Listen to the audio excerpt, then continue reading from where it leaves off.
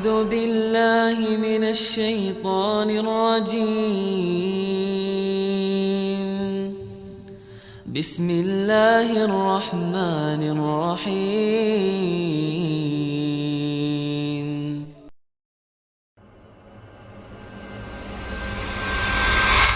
Saudaraku, banyak orang yang tidak faham bahwasanya memberi makan dan minum itu dalam Islam adalah salah satu cara untuk mendapatkan amal jariyah.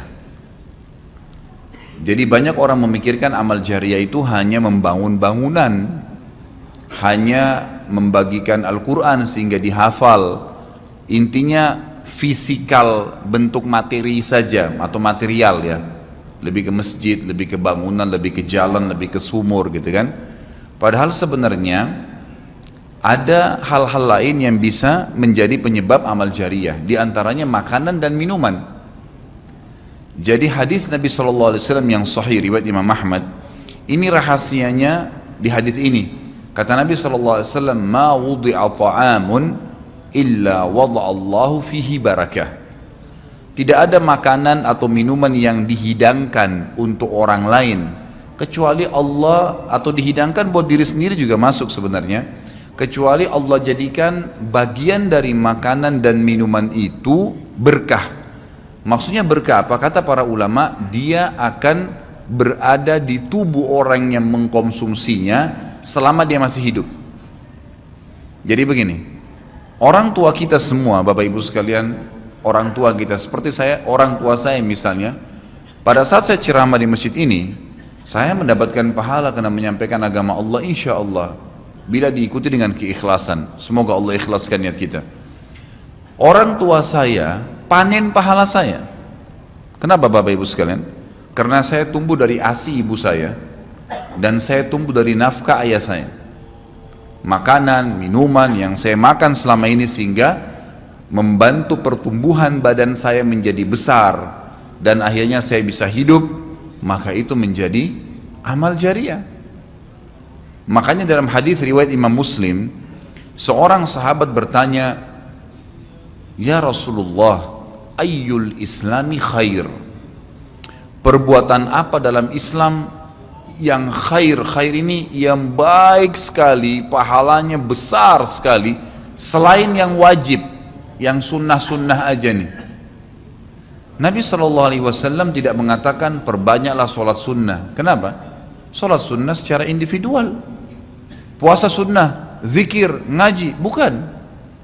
Karena orang ini mengatakan khair artinya yang banyak sekali pahalanya, banyak sekali manfaatnya, dan ringan, sunnah. Berarti orang lain bisa merasakan. Apa jawaban Nabi SAW? Tut'imut ta'am wa tusallimu ala man ta'rif wa man lam ta'rif. Engkau memberikan makan dan minum kepada orang yang kau kenal atau kau tidak kenal, memberi makan umumnya, dan engkau menyebarkan salam kepada orang muslim yang kau kenal atau kau tidak kenal. Tapi saksi bahasan kita potongan awal hadis ini, di mana Nabi SAW menjadikan amal yang paling baik, besar pahalanya dalam Islam ternyata memberi makan dan minum orang lain. Kok bisa? Bukankah dalam secara akal kita, kalau kita makan dan minum kan habis gitu kan? Ternyata yang dibuang oleh tubuh itu yang tidak dibutuhkan saja. Yang jadi, mohon maaf, air seni kita, air kencing dan buang air besar, jadi tinja itu yang tidak dibutuhkan oleh tubuh, tapi yang dibutuhkan diambil, diserat, gitu kan? Dia akan menjadi bagian daripada otot-otot, urat-urat yang memang membutuhkan ya pembaharuan, atau bahkan menjadi bagian daripada darah di tubuh kita dan seterusnya. Tubuh kita terdiri dari 75% air, dan Allah SWT mengatakan dalam Al-Quran, "A'udzubillahi minasyaitonirrajim, waja'alna minal ma'i kulli syai' hayy." Kami jadikan dengan air itu segala sesuatu bisa hidup, dan memang seperti itu. Manusia bisa hidup dalam sebulan tidak makan, tapi manusia nggak bisa hidup kalau sebulan nggak minum. Bukan sebulan, seminggu nggak minum. Makanya para sahabat, beberapa riwayat menyebutkan seperti Abi Dzar radhiyallahu anhu, beliau mengatakan waktu beliau datang ke Mekah untuk mencari tahu berita tentang Nabi SAW, Saking khawatirnya kalau beliau mengaku mau cari Nabi, karena semua orang yang datang dari luar Mekah mencari Nabi Muhammad SAW waktu zaman di Mekah itu digebukin atau dipukul. Dia dari suku Gifar, dia khawatir.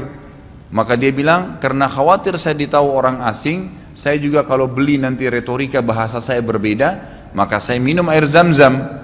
Dan selama beberapa hari dia tinggal di Mekah itu 2 minggu cari Nabi SAW, 2 minggu minum Zam-Zam, nggak makan apa-apa. Dan bisa, gitu kan, minum air. Beberapa sahabat juga dalam riwayat Bukhari menjelaskan, mereka pernah tinggal di Mekah selama sebulan tidak minum kecuali air Zam-Zam. Bisa hidup. Apalagi memang Zam-Zam punya kelebihan. Ya, Zam-Zam itu kata Nabi SAW adalah makanan dan minuman yang menyehatkan dan mengenyangkan. Tapi intinya air, gitu kan? Intinya air. Fungsi air banyak sekali, kan gitu. Tadi kalau kita masuk makanan dan minuman dulu, memberikan makan dan minum dalam Islam ini sangat besar pahalanya, sebagaimana saya jelaskan, dan termasuk amal jariah.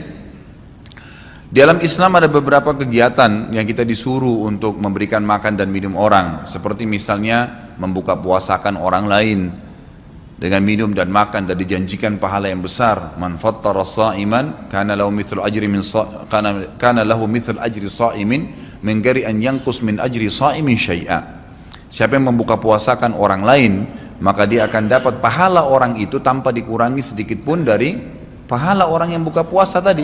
Dan Umar bin Khattab radhiyallahu anhu pernah memanen pahalanya 1 kota Madinah di zaman khilafah beliau dengan air. Jadi zaman khilafah beliau di akhir hidupnya, atau maaf, di akhir khilafahnya beliau sempat di akhir Ramadan juga, bukan di akhir khilafah, mohon maaf, di akhir Ramadan, dia salah 1 tahun khilafahnya beliau sempat ingin membuka puasakan orang, sudah mau habis Ramadan, ingin dapat pahala. Waktu itu beliau jadi khalifah, jadi raja, diiklankanlah di Madinah. Ya, dia bilang pada pembantunya, gulamnya, tolong iklankan kalau saya akan buka puasakan orang, ingin cari pahala. Orang semua diiklanin, Amir Mu'minin bin Khattab mengundang buka puasa. Orang-orang pada berbondong-bondong datang. Yang undang siapa? Raja. Yang orang bayangkan ini akan ada kambing bakar, yang akan ada ini, akan ada itu, macam-macam. Raja yang undang, gitu kan. Ternyata Bapak Ibu sekalian, waktu sudah ngumpul semua jemaahnya, masyarakat depan rumah Umar menyuruh membagikan gelas-gelas yang zaman itu memang terbuat dari tanah liat. Kemudian dibagikan satu-satu dan disuruh antri di sumur, gitu kan. Karena memang mereka minumnya di sumur waktu itu, tidak ada sumber air yang lain, gitu kan. Mereka antri di sumur, lalu mereka ambil isi air masing-masing di sumur itu, antri kemudian sambil duduk. Setiap kali seseorang di antara mereka dituangkan air di gelasnya, mereka berkata, mungkin sebentar keluar kurmahnya, makanannya, dan seterusnya. Begitu terdengar azan, kata Umar kepada pembantunya, sampaikan kepada seluruh muslimin, silakan berbuka puasa dengan air yang ada di tangan mereka. Maka dia pun mengatakan, silakan buka puasa, dan selesai segelas air ini, maka selesai buka puasanya Amir Mu'minin, gitu. Orang akhirnya bubar, tapi pada saat itu orang faham Umar bin Khattab ingin mencari pahala orang, gitu kan, ingin mencari pahala saja. Dan ini sudah saya tekankan, kalau menjelang Ramadan, Anda juga bisa ikuti pengajian saya di YouTube, ada judulnya Dahsyatnya Ramadan. Salah satunya itu kalau tiba Ramadan, ikhwah, maka maksimalkan waktu membuka puasakan orang. Apa susahnya membeli sedus air, ya, air mineral, berapa harganya? 20.000, 30.000, 20.000 rupiah kalau nggak salah ya. Air mineral gelas, isinya berapa? 40 sekian. Baik, kalau kita bagiin di masjid, satu orang minum 1 gelas, kita dapat 48 pahala orang buka puasa. Nah, itu luar biasa, hanya dengan 20.000 rupiah. Tapi anehnya banyak orang tidak mau amalkan, padahal itu termasuk selain amal jariah, dapat juga pahala buka puasakan orang lain. Nabi SAW dan juga merupakan ciri para nabi-nabi, mereka itu paling senang mengikram tamunya, dan beliau menjadikan sebagai sebuah prinsip dasar dari iman kepada Allah dan hari akhir, sebagaimana beliau bersabda dalam hadis Bukhari Muslim, man kana yu'minu billahi wal yawmil akhir falyukrim daifahu. Siapa yang beriman, mengaku beriman kepada Allah dan hari akhir, maka dia harus mengikram itu, melayanin, memberikan makan dan minum, ya, mengucapkan tutur kata yang baik bagi tamunya. Intinya memberikan makan dan minum dalam Islam ditekankan sekali, karena itu juga termasuk, ya, amal ibadah, amal jariah dan amal ibadah yang akan mendapatkan pahala. Jadi ada 2 sisi pahala yang didapatkan, selain amal jariahnya selama dia makan dan minum, kemudian itu masih ada di dalam tubuhnya, maka berarti itu akan terus menjadi amal jariyah. Kata para ulama, dia akan terus menjadi amal jariyah pada saat seseorang tumbuh besar. Kayak kasus seseorang manusia tadi, orang tuanya, ayahnya carikan nafkah yang halal, ibunya kasih ASI, kemudian dia tumbuh besar dari situ. Tumbuh besar ini ternyata menjadi otot-ototnya, menjadi komponen dari tubuhnya. Kemudian dia menjadi besar, lalu dia menikah. Dari komposisi tubuhnya tadi, ternyata ada yang mengalir di sperma dia kepada anaknya. Kemudian anaknya tumbuh besar juga dari situ, dan seterusnya. Jadi amal jariyah selama masih ada manusia itu. Jadi seperti itu luar biasanya gitu. Di antaranya tadi saya bilang, kita bisa mendapatkan pahala dengan buka puasakan orang. Yang kedua, mengikram orang. Mengikram ini memberikan, menyuguhkan sesuatu buat tamu. Ya.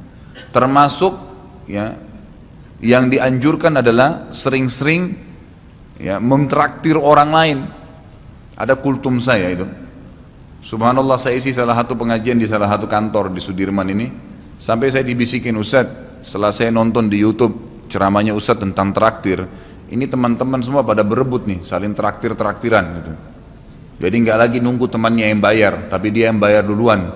Ternyata itu amal jariyah ya Ustadz ya. Oh iya, amal jariyah kan gitu. Memberikan makan orang, bayangkan kalau dia makan dan minum dia kenyang, kemudian ada yang jelas pasti ya, makanan minuman yang dimakan dan diminum itu pasti ada bagian yang akan menjadi komposisi tubuhnya, nggak mungkin semua terbuang.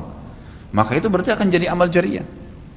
Apalagi kalau dasarnya yang kita berikan makan orang-orang yang bertakwa, orang soleh, luar biasa, makin kuat dia beribadah. Ciri Nabi Ibrahim alaihissalam, Nabi Ibrahim itu malah luar biasa ikramnya, ya. Dia suka dengan tamu, sampai-sampai kalau dihidangkan makan, cirinya beliau nggak pernah makan sendiri. Pasti habis dihidangkan makan, dibuka pintu rumahnya, siapapun lewat dipanggil makan sama dia. Syekh bin Baz hafizahullah rahimahullah, beliau sudah meninggal. Salah satu muridnya menceritakan, beliau itu punya rumah, ya, rumahnya dia di belakang atau di samping rumahnya itu ada sebuah tempat yang kosong, pakai AC, ya dilapangkan seperti masjid inilah. Setiap hari beliau menyiapkan makan siang dan makan malam untuk 600 orang. Setiap hari. Siang itu untuk 600 orang, malam untuk 600 orang. Jadi 1200 orang yang makan setiap hari. Atau 1200 porsi lah ya.